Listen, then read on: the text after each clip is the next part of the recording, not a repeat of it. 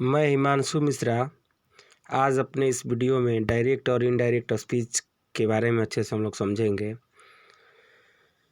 जब वक्ता किसी बात को स्वयं कहता है तो वह वाक्य डायरेक्ट स्पीच का होता है, और जब वक्ता किसी के द्वारा कही गई बातों के सारांश को दोहराता है तो वह वाक्य इनडायरेक्ट स्पीच में होता है। तो इसमें सबसे पहला चीज़ जाना है रिपोर्टिंग वर्ब क्या होता है। तो रिपोर्टिंग वर्ब आपका इन्वर्टेड कॉमा के बाहर वाला वाक्य जो होता है वो रिपोर्टिंग वर्ब होता है, और इन्वर्टेड कॉमा के अंदर वाला वाक्य रिपोर्टेड स्पीच होता है। जैसे इसमें एग्जांपल है सी said I am happy. C said I am happy, तो इसमें सी सेड रिपोर्टिंग वर्ब है और I am happy inverted comma के अंदर है, तो ये आपका रिपोर्टेड स्पीच है। नेक्स्ट है in indirect speech tense do not change if the word used within the quotes talk of a habitual action or universal truth। मतलब जब इन्वर्टेड कॉमा के अंदर वाला वाक्य सार्वभौमिक सत्य यूनिवर्सल ट्रूथ कोई प्रिंसिपल के बारे में हो, मतलब किसी सिद्धांत का पता चले, जैसे 2 and 2 makes 4 the sun rises in the east, ये सब वाक्य जो यूनिवर्सल है, ट्रूथ है, उसको चेंज नहीं किया जाता है। नेक्स्ट है the tense of the direct speech do not change if the reporting verb is in future tense और प्रेजेंट टेंस। मतलब the tense of direct speech do not change if the reporting verb is in future tense और present tense. मतलब reporting verb का tense परिवर्तन नहीं किया जाता है यदि रिपोर्टेड स्पीच का टेंस परिवर्तन नहीं किया जाता है यदि रिपोर्टिंग वर्ब फ्यूचर या प्रेजेंट टेंस में दिया रहे। जैसे सी सेज या सी विल से रहेगा तो रिपोर्टेड स्पीच का टेंस चेंज नहीं होगा, मतलब सी वाज गोइंग नहीं होगा, सी इज गोइंग होगा। ये होता कब है, तो जब रिपोर्टिंग वर्ब आपका पास्ट टेंस में दिया रहे। सी सेड दिया रहता, यहाँ पे इस एग्जांपल में यदि सी सेड दिया रहता, सी सेड, तो यहाँ पे सी वाज गोइंग करते, लेकिन सी सेज या सी विल से मतलब रिपोर्टिंग पर प्रेजेंट या फ्यूचर टेंस में है रहेगा, तो सिर्फ इसका पर्सन ऑन पर्सन को चेंज करेंगे, ठीक है, टेंस चेंज नहीं करेंगे। नेक्स्ट रूल है आपका present perfect change to past perfect. मतलब प्रेजेंट परफेक्ट को पास्ट परफेक्ट में चेंज करते हैं, प्रेजेंट कंटिन्यूअस पास्ट कंटिन्यूअस में, प्रेजेंट परफेक्ट पास्ट परफेक्ट में, और simple present tense simple past tense में। जैसे she said I am unwell, तो she said that she was unwell, मतलब is am are was were में चेंज हो गया, ठीक है। और simple past changes to past perfect, कहने का मतलब ये है कि जब भी रिपोर्टेड स्पीच के अंदर वाला वाक्य, जब भी रिपोर्टेड स्पीच के अंदर वाला वाक्य वर्ब मतलब सब्जेक्ट के तुरंत बाद वर्ब का दूसरा रूप दिया रहेगा तो वो पास्ट इंडिफिनिट का वाक्य होगा, सिंपल पास्ट इसको बोलते हैं। तो सिंपल पास्ट को पास्ट परफेक्ट में चेंज कर देना है, मतलब सब्जेक्ट के बाद जो वर्ब का दूसरा रूप आ रहा है उसके लिए सब्जेक्ट के बाद हैड प्लस भी3 का यूज कर देंगे। मतलब सिंपल पास्ट टेंस यानी कि पास्ट इंडिफिनिट को पास्ट परफेक्ट में चेंज करते हैं, डिड नॉट को हैड नॉट में चेंज कर देंगे, ठीक। अगला है past continuous past perfect continuous tense में। मतलब जैसे इसमें दिया है क्या, they told me we were playing basketball, the they told me that we were playing basketball, ये कंटिन्यूअस है, पास्ट कंटिन्यूअस। तो पास्ट कंटिन्यूअस को चेंज करना है पास्ट परफेक्ट कंटिन्यूअस में, पास्ट किसमें, पास्ट परफेक्ट कंटिन्यूअस में, ठीक। तो मतलब वी वेयर प्लेइंग बास्केटबॉल, तो ये फर्स्ट पर्सन सब्जेक्ट के अनुसार दे हो गया चेंज ऑफ पर्सन नियम के अनुसार, और वाज वेयर हैड बीन में चेंज करेंगे, मतलब continuous past continuous past perfect continuous tense में चेंज हो जाएगा, ठीक है। तो ये सब आपका नियम है, ठीक है। अब आते हैं इंट्रोगेटिव सेंटेंस, ठीक है, इंट्रोगेटिव सेंटेंस।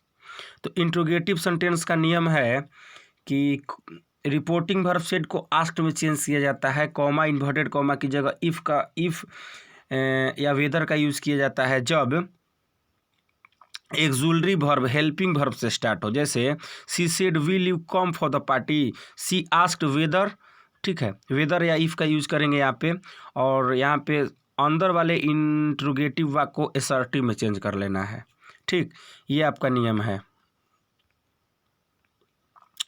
कैन को कुड में चेंज करते हैं, मे को माइट में, ये नियम है।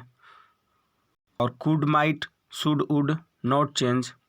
आइए अब एग्जाम्पल पे हम लोग चलते हैं। पहला क्वेश्चन दिया हुआ है आपका, the designer said to her will you have the dress ready by tomorrow evening.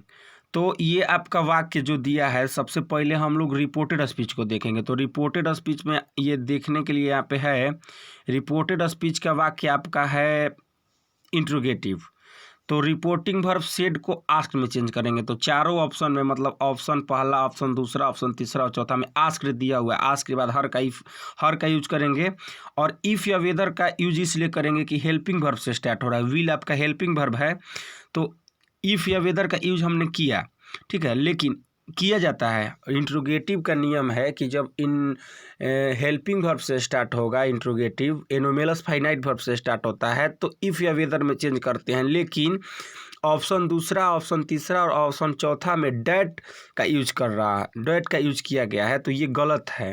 तो इसमें तो बाकी देखने की ज़रूरत ही नहीं है। क्यों? क्योंकि कॉमा इन्वर्टेड कॉमा की जगह इफ़ या वेदर का प्रयोग किया जाता है, इंट्रोगेटिव में दिया रहता है जब हेल्पिंग वर्ब से स्टार्ट होता है। तो पहला ऑप्शन आपका सही है, बाकी पढ़ने की ज़रूरत ही नहीं है। अगला है दे सेड लेट अस कम इन, उन्होंने कहा अब चला जाए अंदर। तो they told that let them be allowed to come in. तो ये वाक्य जो दिया हुआ है, इसको ये नहीं होगा ही नहीं बिल्कुल। They requested that they might be allowed to come in. और तीसरा है they said that if they are allowed to come in. और चौथा है they requested me to let them come in. तो इसमें ऑप्शन दूसरा होगा, क्योंकि अंदर आने के लिए कोई हमसे रिक्वेस्ट कर रहा है, रिक्वेस्टेड होगा डैट से, ये वी का अस होता है तो दे का यहाँ पे दे हो गया है, they might be allowed to come in, ठीक है। तीसरा है Reshma said to Priya, Reshma said to Priya, Reshma said to Priya why are you sketching on the wall. Reshma ने प्रिया से कहा कि तुम स्केच वॉल पे क्यों कर रही हो, दीवार पे स्केच क्यों कर रही हो। तो रेशमा आस्क्ड, पहला नंबर चीज़ रिपोर्टिंग वर्ब सेड को आस्क्ड में चेंज करेंगे, जो कि हर एक ऑप्शन में किया हुआ है। प्रिया ऑब्जेक्ट के रूप में प्रिया का यूज करेंगे। और जब इफ़ या वेदर का प्रयोग करते हैं, जब मेनोमेलस फाइनाइट वर्ब हेल्पिंग वर्ब से स्टार्ट होता है तब, लेकिन क्वेश्चन वर्ड से स्टार्ट होता है तो इफ़ वेदर का प्रयोग न करके दिए गए क्वेश्चन वर्ड का ही यूज किया जाता है। तो चारों ऑप्शन में वाई वाई दिया हुआ है, ठीक है। तो उतना तक तो सारा सही है। अब अंदर वाले वाक्य को, अंदर वाले इंट्रोगेटिव के वाक्य को असर्टिव में चेंज किया जाता है। तो इसका मतलब ये हुआ कि जैसे मैं बोलूँगा आई एम पुअर, मैं गरीब हूँ, ठीक। मैंने बोला आई एम आई पुअर, तो हेल्पिंग वर्ब को बाहर कर दे रहे हैं तो इंट्रोगेटिव में बन जा रहा है। ठीक उसी प्रकार से मतलब सब्जेक्ट के बाद हेल्पिंग वर्ब का यूज किया जाएगा। तो इसमें देखिए पहला ऑप्शन में वाज सी इंट्रोगेटिव है, हैड सी बीन इंट्रोगेटिव है, why is she sketching on the wall ये भी इंट्रोगेटिव है, टेंस भी चेंज नहीं किया गया है। She was sketching on the wall, ये चौथा ऑप्शन इसलिए सही है कि क्वेश्चन वर्ड की जगह क्वेश्चन वर्ड का यूज किया है, रिपोर्टिंग वर्ब सेट को आस्क्ड में चेंज किया है और अंदर वाले इंट्रोगेटिव वाक्य को चेंज किया है असर्टिव में। मतलब सी के सब्जेक्ट के बाद वर्ब का यूज कर रहे हैं, हेल्पिंग वर्ब का यूज, उसके बाद वर्ब का आईएनजी रूप। तो she was sketching on the wall कैसे, सेकंड पर्सन ऑब्जेक्ट के अनुसार। ऑब्जेक्ट प्रिया है तो सी करिए, और प्रेजेंट कंटिन्यूअस को पास्ट कंटिन्यूअस में, इज एम आर को वाज वेयर में चेंज करेंगे, ठीक है। तो चौथा बिल्कुल सही है, दूसरा तीसरा चौथा सही नहीं है, इसलिए कि अंदर वाले इंट्रोगेटिव वाक्य को असर्टिव में चेंज करना है, मतलब सब्जेक्ट के बाद हेल्पिंग वर्ब का यूज कर रहा है, तो वो गलती है। आइए अगला एग्जाम्पल देखते हैं। The father said Jacob fell as he had have wished. तो इसका the father said the Jacob has fallen as he would have wished. देखिए तो ये नहीं होगा, इसलिए नहीं होगा कि यहाँ पे हैज़ का यूज किया गया है, गलती है, ठीक है। और दूसरा जो ऑप्शन है the father said that Jacob has fallen as he would have finished, would have सही है, वुड हैव विश्ड सही है। तीसरा गलती है had fallen as he had wished होगा नहीं, क्यों?